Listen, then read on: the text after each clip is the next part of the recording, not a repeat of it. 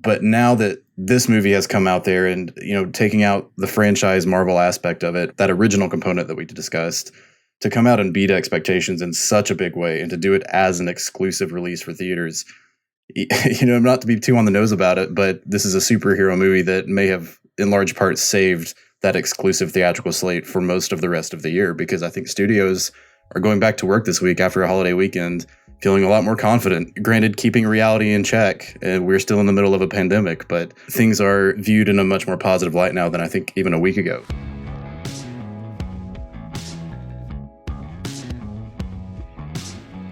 This is the Box Office Podcast. I'm Russ Fischer, the editorial director of the Box Office Studios, and I am joined by, or really I am joining, because these guys have been doing the podcast for weeks while I've been off, moving and doing all this other stuff. So I am joining your regular hosts, Daniel Loria, the editorial director of Box Office Pro, Rebecca Pahle, the deputy editor of Box Office Pro, and Shawn Robbins, the chief analyst over at Box Office Pro. This week, we're going to talk about the record-setting opening weekend enjoyed by Marvel's Shang-Chi.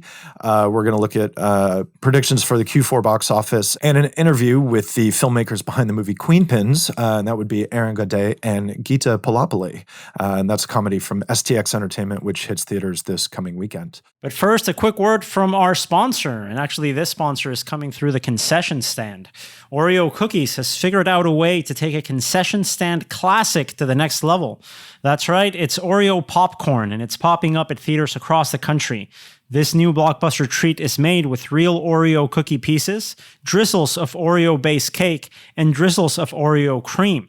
What better way to welcome back moviegoers than with an amazing salty and sweet treat that combines America's favorite cookie and popcorn to create true movie theater magic? Want to taste a snack that's destined to be a hit for yourself? You can head over to OreoPopcornSample.com for a complimentary sample of Oreo popcorn. Again, that's OreoPopcornSample.com to get your complimentary Oreo popcorn sample today. And we are back, and we're going to talk about Shang-Chi from Marvel, which opened in first place. It was a long-awaited movie. It's Marvel's first movie oriented around an Asian American hero, and in fact, a predominantly Asian cast. And it's a character that was, originated in the 70s in Marvel Comics and has always been occasionally prominent, but frequently kind of a semi-esoteric Marvel character that gets a revival every once in a while. But now he's firmly part of the MCU. So, Rebecca, let's talk about how Shang-Chi did as a grand overview, and then we'll talk to Shawn about some details.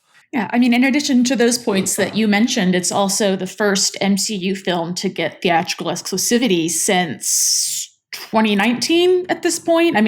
Obviously, Black Widow went day and date. Shang-Chi exclusively in theaters for this weekend and indeed for 45 days. It made $75.5 million over the 3-day weekend. Add in that holiday Monday, and we have $90 million on 4,300 screens approximately. A Labor Day weekend record. But Shawn, that's not really, what does that record actually mean? Because it's impressive and it sounds impressive and it is, but typically Labor Day weekend is not the sort of weekend where you would see a film like this come out. So could you contextualize a bit what this record-breaking from Shang-Chi really means in context? Right. It was an unusual Labor Day weekend. And, that's the second year in a row we've had an unusual Labor Day. We kind of hoped to see this big revival with Tenet a year ago, and we all know how that panned out.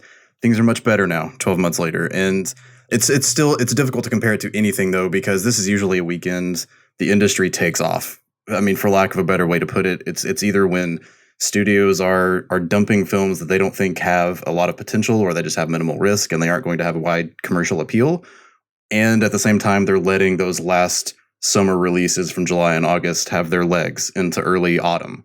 That model is broken now. Who knows if it will become permanent? This could just be a pandemic one-time and done thing. Maybe things go back to normal in the years ahead. But, this is probably a record that will at least stand for a couple of years, I would think. But if maybe studios start to see this as a lucrative weekend for the right kind of movie in ways that other movies have opened up the calendar before. We used to talk about October and February and March being months that didn't see big blockbusters. And of course, that's not true anymore. So, and then Deadpool happened. And then Deadpool. Suddenly everyone wants to be in February. I mean, but yeah. Do you think this will be a pandemic Labor Day weekend? Oh my gosh, that's a lucrative calendar date. Or do you kind of expect it to go back to the more, let's let people go on vacation? Yeah, it's hard to say. I mean, I think a lot of people still did vacation this year, but they wanted to find time to go see a Marvel movie. I would say, it's guesswork at this point, because hopefully a year from now, things will be a lot better pandemic-wise around the world. But I would say maybe studios are more open to going on this weekend now, but I can't really go out on a ledge and say we're going to have a big tentpole every Labor Day weekend. It's always going to depend on that late summer calendar, I think. And of course, this opening weekend from Shang-Chi at $75.5 million for the 3-day frame is the second highest opening weekend on a 3-day frame in the pandemic, trailing only Black Widow. Yes, a Marvel title. Yes, Black Widow was day and date with PVOD. But Russ, Shawn, I guess you guys can agree in terms of how these characters fit in the Marvel Cinematic Universe. These are two very different movies. One of them, a character that audiences have grown to know across a numerous series of films over the years. And another one, brand new. To be honest, guys, we're at this point with the superhero movies where I don't recognize most of these guys. On the DC side, there's a shark that talks, fighting a starfish. On the Marvel side, there's the Shang-Chi and all of the other different super friends. I'm completely lost where these things are headed. But hey, the fact that there's a new superhero that can come in, one that doesn't have that recognizability, and claim not only an overall holiday weekend box office record here in the US and a second place in a pandemic box office benchmark, that has to mean something, right, guys? I mean, it calls back to the origins, as it were, of the MCU in the first place. Iron Man was, to most people, a non-entity. In the context of Marvel Comics, he's a top-tier character, but in the context of popular culture outside of comics aficionados at the time, Iron Man was not a saleable character by any conventional measure. And it was Robert Downey Jr. who helped turn that character into a blockbuster character, who helped anchor the cornerstone of the Marvel Cinematic Universe. And we all know how that went. Shang-Chi is interesting because this is not a cast that has that star power that Robert Downey Jr. had, which is not a knock against the cast by any means, and it has nothing to do with their talent or appeal or capability. We're just talking about it's just a fact. It's recognizance, because virtually nobody has the star power that Robert Downey Jr. has at this point. So to have this movie open in such a big way at a time like this is a good reminder that Marvel's formula works and that they've found a thing that audiences like and respond to, and they understand how to play to not just their audience specifically, but audiences as a whole. This is a hybrid to me. This is a franchise movie, but effectively it was still an original movie to anybody who's not initiated into that world of Marvel comic books. And for this movie to come out and, we can talk about the pandemic records, but this is also the third best opening in the history of September, period. Pandemic or otherwise. It's only behind the two It movies, which are just in the last few years. And this is not Batman 17. This is not, Iron Man 35. This is Shang-Chi. And granted, it is a Marvel movie, but it's still something that it kind of speaks to that. I think that desire of audiences, and we kind of debate about this within, the industry a lot, is, we have a lot of sequels. We don't have enough original movies. This was both to a lot of people in some ways. With Eternals coming up, the next MCU film in November, I mean, it really makes one wonder how Disney is going to approach theatrical exclusivity windows moving forward. Up to this point, they've kind of treated every movie like it's a test. There hasn't really been an overarching, here's what we're going to be doing moving forward. But we do have an MCU movie that's comparable to Shang-Chi coming out in November, comparable in the sense that it's kind of new characters who people aren't as familiar with. And I kind of wonder if there's going to be maybe a difference in how some of these Disney films are treated in terms of theatrical windows, if you're talking MCU versus other properties. And that's such a good question, and such a big question that I think we're all very closely watching. So for our listeners, this is the fourth consecutive weekend that a film exclusive to theaters hits #1 and overperforms at #1. And in the weekends prior, the films that have been holding following that #1 debut, and I include the 20th Century Studios release Free Guy and Universal's Candyman, have actually held decently well because of this theatrical exclusivity. Now that we have 2 data points from the Marvel Cinematic Universe, with Black Widow going PVOD, day and date, opening at 80, and then dropping precipitously after that, we've got a comparable opening weekend here, something that didn't have that IP recognizability. Opening weekend, 75.5. Shawn, how important are the coming weeks and the performance of this theatrically exclusive title to sort of gauge where Disney's at in making future decisions on their exclusivity plans? Very important. Now, with the asterisk here of let's everyone just ignore this next weekend, because post Labor Day is notorious for big drops, even when there aren't new movies, and even when there aren't new tentpole movies. Every movie in the market is going to get hit next weekend, just because that's what naturally happens. People are going back to school and work. There's really not another major movie coming out to kind of spur that traffic. But at the same time, word of mouth is really good for Shang-Chi, so maybe it can kind of buck that trend. What I think we really have to look at will be that 3rd and 4th weekend, essentially all of September, everything leading up to October, which we'll talk about here in a minute, which has had a lot of changes lately, and that big slate of films coming out in October and November and onward. So it will really be about those chase weekends, with the exception of the post-Labor Day hold. That's just automatically going to be kind of one we expect to be big. So let's follow up on that and look at that schedule that we have coming out of September, because as you guys are saying, we've got quite a bit of runway here in September for Shang-Chi to really lean into that theatrical exclusivity while tempering our expectations and sort of looking at that reality, like Shawn says, of what the usual drops are following a holiday weekend like this one. We don't really have anything major on the schedule until September 24th, where I think it's going to be a big test of something like Dear Evan Hansen, a musical coming out on September 24th. We've seen titles like that not really work out in the past. The day and date release of Warner Brothers In the Heights being still very fresh in our minds. That's a big question mark, I think, in the box office. Then we go into October with a big schedule change here. We had heard about Sony moving Venom Let There Be Carnage, the sequel to their Spider-Man universe spinoff Venom, moving from its September release date down to October 15th. Sony actually citing this last weekend's performance from Shang-Chi, moving it back. Now it's opening on October 1st. Guys, what are your initial reactions of that move?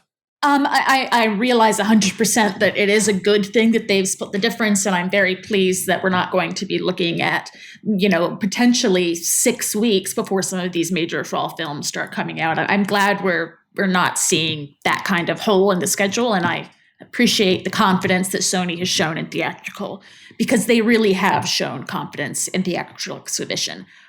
But every time you get an email saying, oh, we've had a release schedule change, it's just like, oh my God, my goodness, they could move people. That's what we've been seeing. I mean, and we'll go into this a bit. We've seen 2 fairly major release date changes from Paramount. And then following from that, a week here and there, just wish things would settle down, but it is what it is. And those Paramount release date changes being Top Gun going from November 19th, 2021 to May 27th, 2022. That one hurt. Yeah. And then Mission Impossible 7, another big Tom Cruise movie, going from May 27th, 2022 to September 30th, 2022. Right after those 2 films started, a fairly large marketing push to, I think it's fair to say, rapturous reception at CinemaCon. To see those release date changes after it looked like things were finally starting to rev up with those titles we understand the situation with Delta, and obviously health has to come first, but it was disappointing. Now, Russ, in the past, you've mentioned that when we look at Paramount's schedule, we have to divide it into 2 sections, the Tom Cruise part of the schedule and everything else. How much of a factor do you think Tom Cruise's plans for a big global marketing campaign weighed in to this decision from Paramount? Tom Cruise's, and also David Ellefson, who runs Skydance Pictures, which finances these movies. Where Skydance is the sort of partner to Paramount that Legendary Entertainment was to Warner Brothers for quite a while, which is to say massively important. These movies do not exist without Skydance. So, I think that is a huge part of it. We've also seen, notoriously months ago, there was a video going around of Tom Cruise flipping out over someone who is not obeying COVID protocols on the set of Mission Impossible. And so he's clearly got some eye on safety questions with respect to COVID, which I'm honestly happy to see. And so, I think that he probably is a big, big part of these movies moving back. It saddens me. I'm a massive Mission Impossible fan. It's probably my favorite ongoing franchise at this point. As far as sequels and franchise movies that I'm excited to see, there's none probably that's higher on the list than the next Mission Impossible movie or the next two Mission Impossible movies, because they all they're being shot back to back and kind of tying together. But the release push makes sense. And as much as I would wish it were otherwise, Delta just remains too much of an X factor. Yeah, and I think I'm really just kind of piggybacking off exactly what you just said. This is a franchise that Paramount needs pretty much all of the world to be open. Actually, both of these franchises, Top Gun and Mission Impossible. So it was, I don't want to say it was surprising that they moved to Top Gun. I think we all were hitting that point of optimism, hoping that by November things would be well enough and we would see something like James Bond in October, which is sticking to its guns, no pun intended, and going worldwide, only in theaters. So that kind of was the hope, the pin on the billboard to me of maybe suggesting Top Gun might stay, but it also in some ways felt inevitable. Maybe on the bright side, we've all talked about how crowded this end of year schedule is. Now this gives some breathing room to something like Ghostbusters Afterlife and Eternals, for that matter, both still opening in November, all before The Matrix and Spider-Man in December.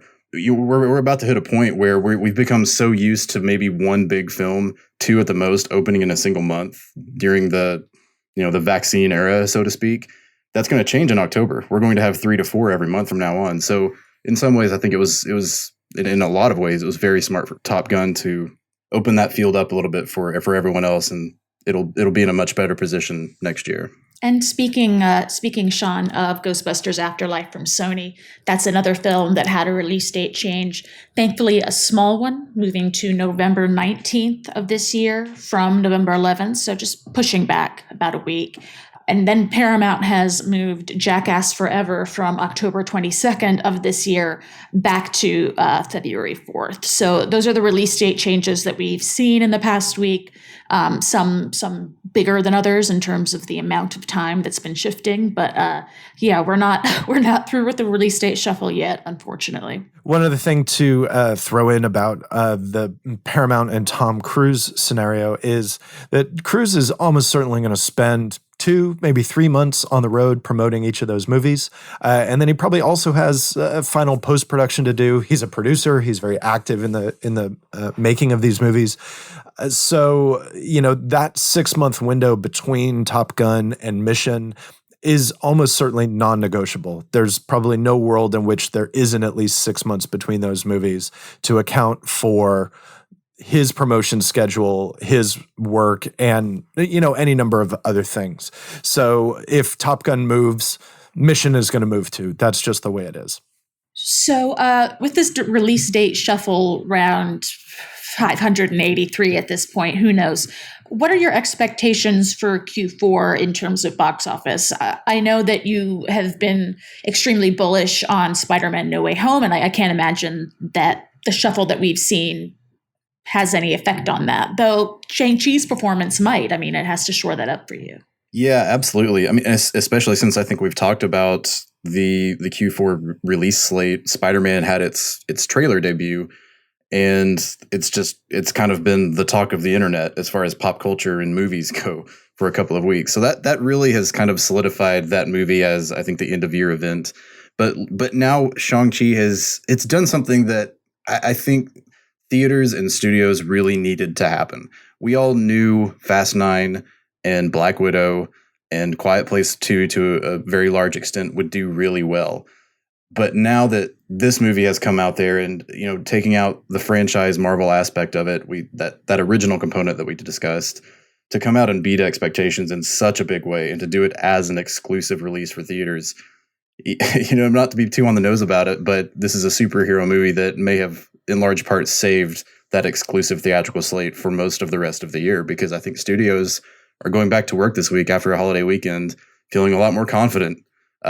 Granted, keeping reality in check, and we're still in the middle of a pandemic, but the things are viewed in a much more positive light now than I think even a week ago. So it's just about getting through September. I think something like Malignant could do pretty well. We've seen horror releases really lift the box office. And then when we get to James Bond and Venom and Dune and Halloween Kills, that's your momentum setter for the rest of the year. It's really tough to put too large of a prediction out there just because we've seen what can happen in a short amount of time. We're already in the middle of our first $1 billion quarter since before the pandemic for Q3. I would expect us to keep building on that for Q4. Maybe the potential to hit 1.5 billion, if not a little bit more. And, whether that's considered bullish or conservative, I think we'll have a better idea in a month and a half or so. Those end of year releases are really going to be a driver of just how much more improvement we can see until 2022. And what's key on hitting those marks is not just these gigantic tentpole films, but the other quote unquote, let's say, small releases coming out. It's something that we've spoken a lot about before on the podcast, the need for a diversity in the different types of films that we're seeing. We need more, quote unquote, adult fare. There needs to be comedy. There needs to be, a variety of things that people can see so that, John Smith, who's not comfortable yet going to theaters, when he is, there will be something ready for him.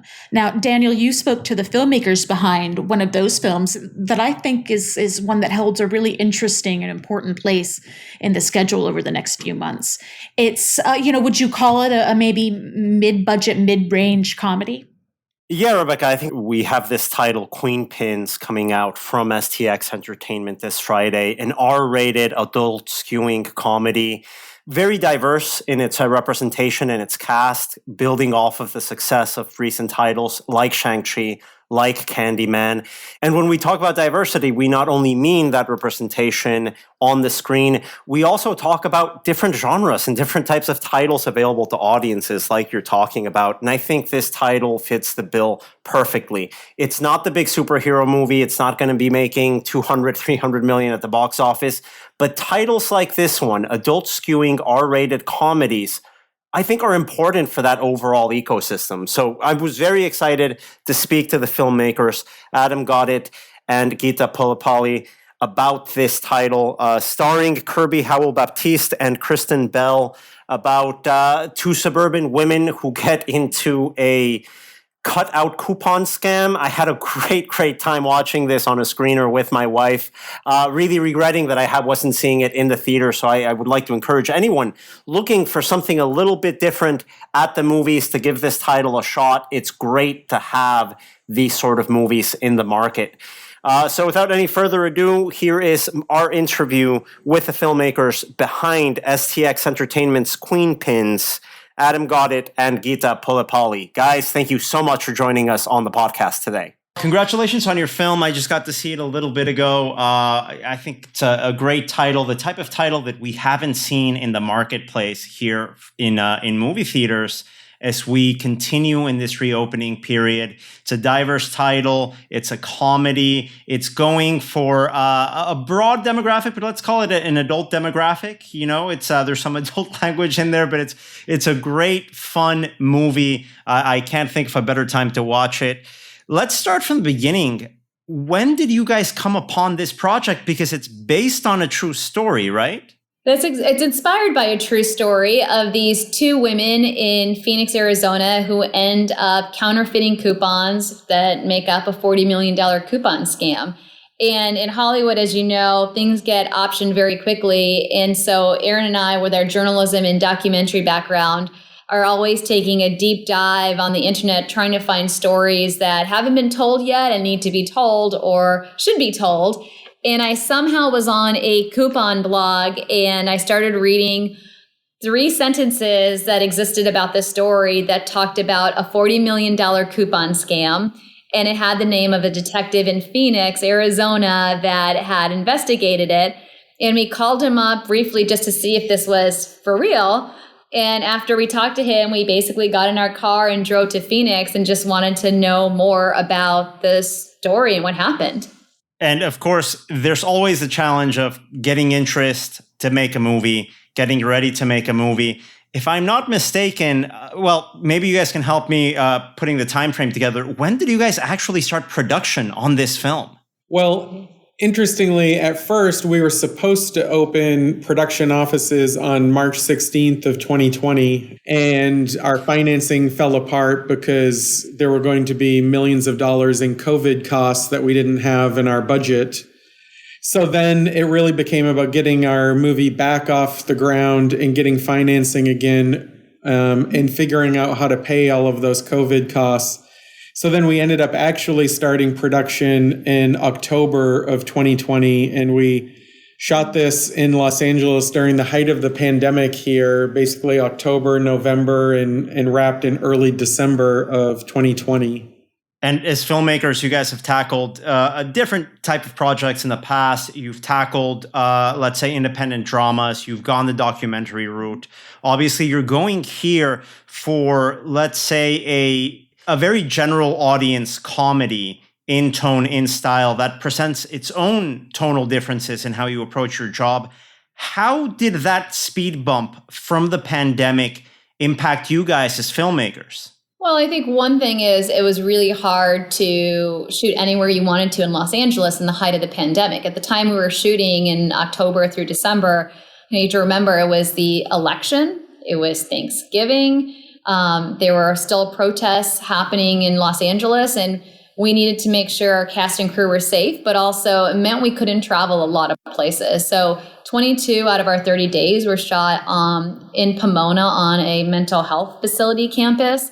That had been shut down, and that was sort of our bubbled set, but it was challenging. There were concessions to figure out how do we make all of these locations work on this one facility. But also I think in a positive way, we stepped back and we said, look, there aren't a lot of comedies coming out.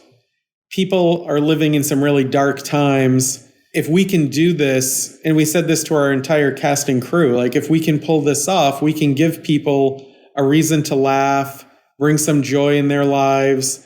It actually made it feel even more important to tell a story that had some humor in it, because there was not a lot of humor in everyday life. So it's people need to laugh, and they don't have a way to do that. And once you set that goal of let's enjoy this journey, let's not put added pressures of anything else that we need to do except enjoy this ride and let people experience the laughter that comes from our characters and the situations that they're in, and just tell a good story, then we knew what our goal was to accomplish, and we felt like every day we could set out to accomplish that.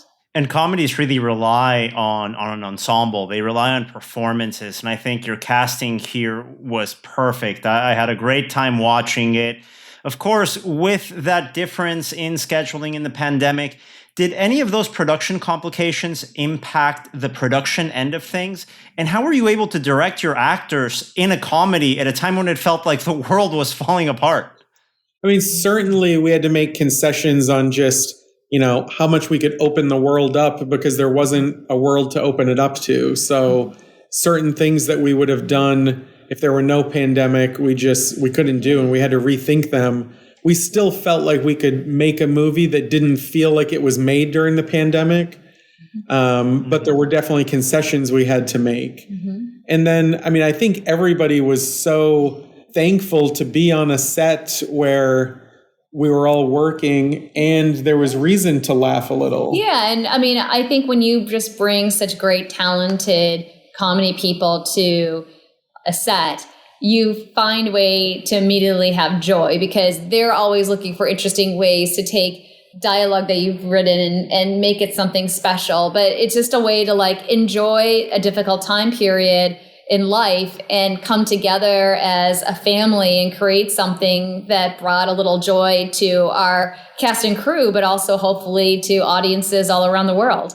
But that, 6 or 7 months from when the pandemic began to when we were in production, it felt like everybody was coming to set, having gone through some dark things and being so excited to just laugh a little and work on something that didn't feel too heavy. Mm-hmm. And you really can't, like you mentioned, you really can't notice that this was shot during such a difficult period in our society. This is the type of film that feels refreshingly removed from the pandemic. It's part of that entertaining escapism of when you go to the movies. But it was a film that I personally had a great time with. I'm excited for people to watch it. I'm excited that it's hitting theaters. Of course, that's been its own challenging story on our end as we've been tracking the recovery of movie theaters. For you guys as filmmakers, what's the importance of this title hitting movie theaters? Well, I mean, and we plan on going opening weekend and watching it with audiences, because even when we were testing the comedy, we only could do one test screening and we had to watch it over Zoom. I think they were in Kansas. They were in Kansas. We were in Los Angeles on Zoom. Mm-hmm. Whenever anything gets really loud on Zoom, the audio just cuts out. So whenever the movie would get loud, we actually couldn't hear, if they were laughing, and they had their masks on. So it wasn't that helpful. But, we've yet to see it with an audience. And with comedies, that's so important in post-production to be able to test it and see it with audiences. So we're excited ourselves to see it with an audience. And I think just that community feeling where we're coming together and you're laughing and you're going on a ride together, it's infectious of just like feeling that laughter all around in a room makes you just want to appreciate and go back into a movie theater. We're so excited to watch audiences watch this movie. So we're going to be popping into movie theaters wherever we can, just so that we can see audiences watch the film, because we know there's just some great moments, as you know, in the film where it gets huge laughs, and we want to be a part of that. And also, I think, as the theatrical landscape changes, we would always get told, big tentpole movies have a spot in the theater, horror movies, animated children's movies, and comedies, because people like to laugh together, that communal laughing. And it feels as though comedies are starting to slip out of that group, and we really don't want it to, because there's nothing better than being in a theater full of people when something's really funny and it's infectious and everybody's laughing together. So for us, it's like, it's important to at least have that option for people to go see it in theaters. And this is such an important movie, I think, to hit the market at this time because of that reason. We know that the big budget tentpoles work. We know that the horror movies and the family titles work. But we really need that diversity, not only in the types of films that go out there, but also in the people that are starring in these types of films. That's definitely part of your cast. There's a great diversity within that ensemble cast that you guys have. You have Hispanics in the cast. You have African Americans. You have folks like Vince Vaughn and like Kristen Bell. So it's really a film that's adult skewing, but for a general audience. And I'm really excited to this, as you guys said, to hit theaters. From your perspective as filmmakers, we've been talking about the responsibility of studios to promote titles, but I think from the movie theater industry perspective, we're now coming to realize that movie theaters also have to put their part for these type of titles that don't come from a major franchise to market them, to reach all of these diverse audience that we have coming to theaters. As the filmmakers of this title, what would be some of those marketing tips that you would give movie theaters so they can bring in audiences for Queenpins? Well, I'm sure these movie theaters have like sign up membership groups. And it's like, are we marketing to those groups? Are they doing fun things where they bring the filmmakers in and have special events where the filmmakers can Zoom in and do a Q&A in markets that filmmakers might not be able to fly out to, but might still be able to participate in and give audiences a personal experience, like they're feeling like they're part of Hollywood too. I think the Hollywood experience is key. And I do think where everything has become virtual because of the pandemic, and that's been sort of like something that's sort of on steroids of like, oh, you can do all of these things virtual. The idea that maybe they're not doing more like Q&As virtually after screenings, figuring out how to put somebody on Zoom up on the big screen so it makes it feel more special. You're going and you're getting to meet the filmmakers or the actors after, I think would be great. And always, a trailer is always so key. Mm-hmm. And especially for a comedy, I think like a trailer that shows you like, okay, yeah, it's a funny movie. You also don't want to feel like you've seen all of the jokes in the movie. And that was something, I think our trailer is funny, but I know that there's a lot of humor that's not in the trailer that's in the movie. Some of the funniest stuff in the movie isn't even hinted at in the trailer.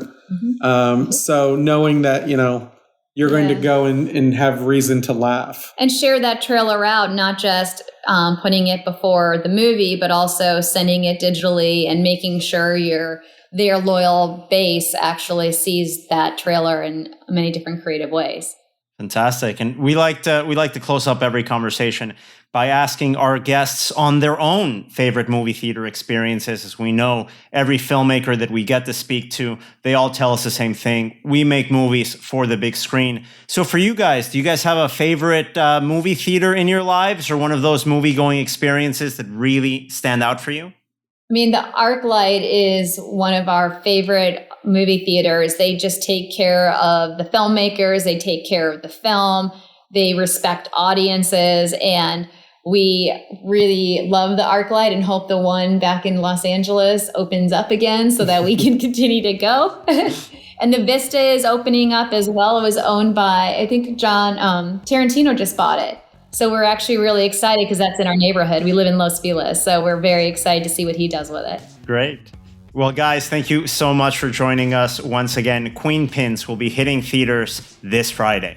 And that will wrap up this episode of the Box Office Podcast. Thanks again to Aron Gaudet and Gita Pullapilly for joining us. Their movie Queenpins comes out on Friday, September 10th.